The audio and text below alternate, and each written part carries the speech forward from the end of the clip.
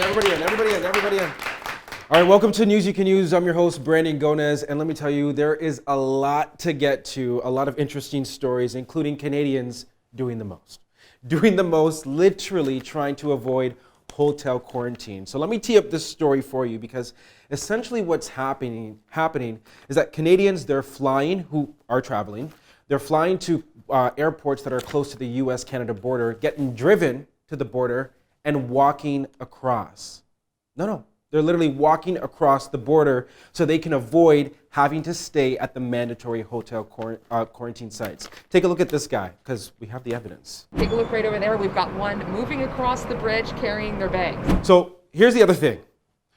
They still have to quarantine for 2 weeks upon arrival, but the one thing that they can avoid is that they don't have to stay at those hotels, which we know costs a lot of money. And Eva, I know that you've been looking into this. It's not just 1 or 2 people. There are thousands of people doing this. Thousands. So it came into effect on February 21st, 2020, and nearly 20,000 people have crossed the border by walking. Now, this is a big issue because it's not just people walking across. The main source of the issue here is hotels. People just want to avoid it at any cost. Now, recent cases have come up with people complaining about the hotel prices. They're very expensive, the horrible food, and the sanitary just is questionable in general. So the biggest issue here is just the hotels itself and people avoiding them. It's actually gone as far as an advocacy group filing an application with Ontario's Supreme Court of Justice seeking an end to the policy. So people are doing anything, and if that means taking your suitcases and walking across the bridge, then that's what they're going to do to avoid these hotels. And clearly they're doing that, and you're probably wondering, is this not illegal? Well, I want to read this out to you right now, because basically Canada's hotel law requires any travelers coming to Canada by air to quarantine up to 3 nights at a pre-booked hotel. It doesn't say by foot. So that's the loophole that people are taking advantage of. It's a loophole and it works. It basically it's happening. works. 20,000 people have done it. Now, the thing for me is when I think about this, and listen, if you're traveling, that's your business. I'm not here to judge, but there is concern about these variants that are spreading. We know about the UK variant, which is highly contagious.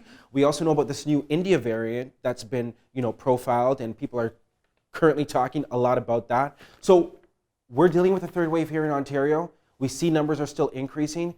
I'm sure this is going to be a concern for the government. Whether they're going to do something about it remains to be seen. But Can they do something about it? That's the other thing. Can they do something about it? Will that require input from the American government? We'll have to see. We're going to continue following the story. But I want to hear your thoughts. Let us know right now in the comment section. How do you feel about fellow Canadians doing a little trickaroo? If you want to judge them, you can judge them. We won't, though. But we want to move on to Alberta, because interesting story happening here. Basically, the government obviously is trying to encourage people to get vaccinated. Now they're ensuring that nobody has an excuse. What am I talking about here? Well, the Alberta government has now provided 3 hours of paid leave for employees in Alberta to go and get vaccinated.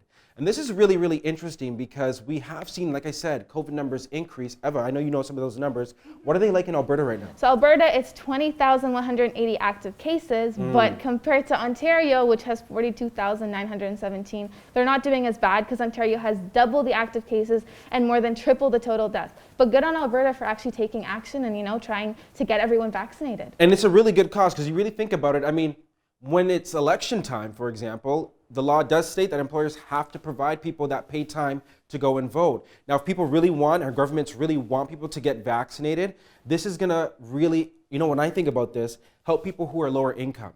For example, who don't have the ability or, the fortunate circumstances to miss work, because everything means so much. Now, I look at this and I wonder, could Ontario do this?